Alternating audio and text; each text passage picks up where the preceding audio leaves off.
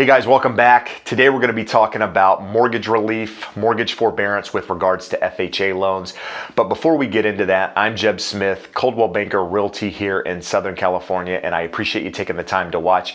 If you're new to my channel is all about finance with regards to mortgages, real estate, and lately coronavirus and how real estate and mortgage is affected by the two. So if you're interested in that, do me a favor, hit the subscribe button. If you like the video at the end, hit the like button. Again, it helps more people see the content. My goal is ultimately to help educate those buyers and sellers, kind of guide you through the process, if you will, and make your life easier with understanding what's going on out there. So what has changed since my last video? So the last video I did was primarily on all mortgages with regards to forbearance. So just to recap for a moment, forbearance is essentially lenders allowing you to defer your mortgage payments for a period of time, at which point sometime in the future those payments will be due. So what's happened is the government has not mandated, but more or less told lenders, hey, you need to cooperate with us and do forbearances on mortgages.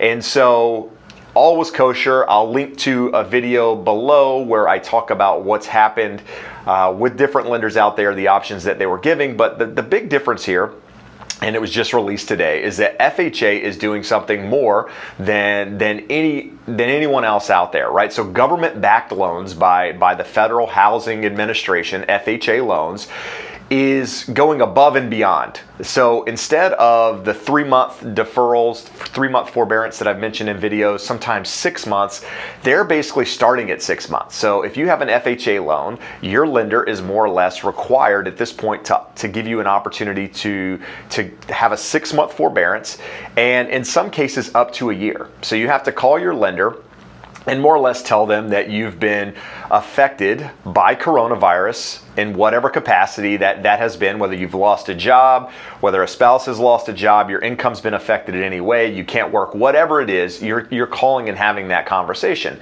And essentially what they should do is allow you to defer your mortgage payment for 6 months.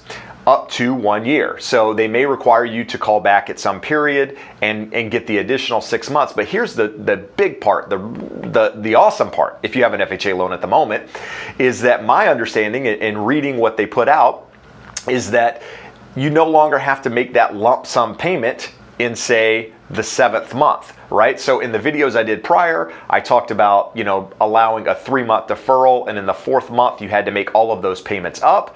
Well, in this case, what they're doing is they're giving you a 6-month deferral, in some cases, again, 12 months, so up to a year, and at the end of your mortgage, or at the end of that term, there's no payments due. What they're doing is more or less a second mortgage, if you will. They're allowing it to subordinate, more or less, and become a second loan that's payable when your loan is paid off. So if you miss 6 months of payments, a year's worth of payments, they're saying, okay, that now becomes a subordinated mortgage added on to your first loan, if you will, and at some point, you're just going to pick up where you left off, continue to make mortgage payments, and then you're just going to have a second loan in that case for that balance that you missed. So when you go to pay your house off at some point in the future, you'll have to pay off the whatever you owe on the balance of your mortgage plus whatever that amount is that you deferred. Now keep in mind, I'm not sure at this time if there's going to be an interest rate on that or how that is calculated, but I assume it's going to be calculated just like your mortgage with whatever interest rate that you're paying on that. That's also going to carry some sort of ongoing balance or interest where at some point in the future, what you've paid, there will be some sort of interest calculation in addition to what you deferred. So that's huge.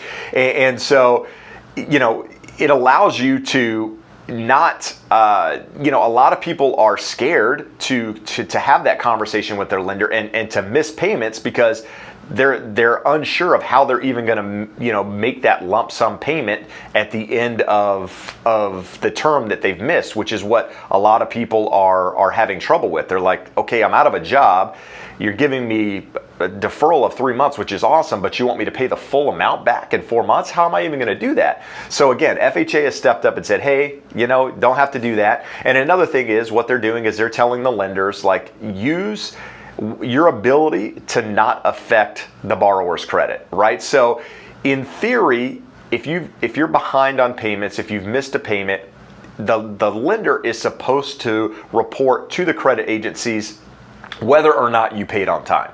So even if it was a forbearance or whatever it is, they have to report to the credit agencies, you know, how you actually paid. So if it was late, they're supposed to pay that. Now, there are different codes that are supposedly being generated during this time to reflect a disaster, so that, hey, look, you know, there was a late payment, but it was due to a disaster. So in theory, it's not going to affect your credit like it would on a, you know, just a general late payment.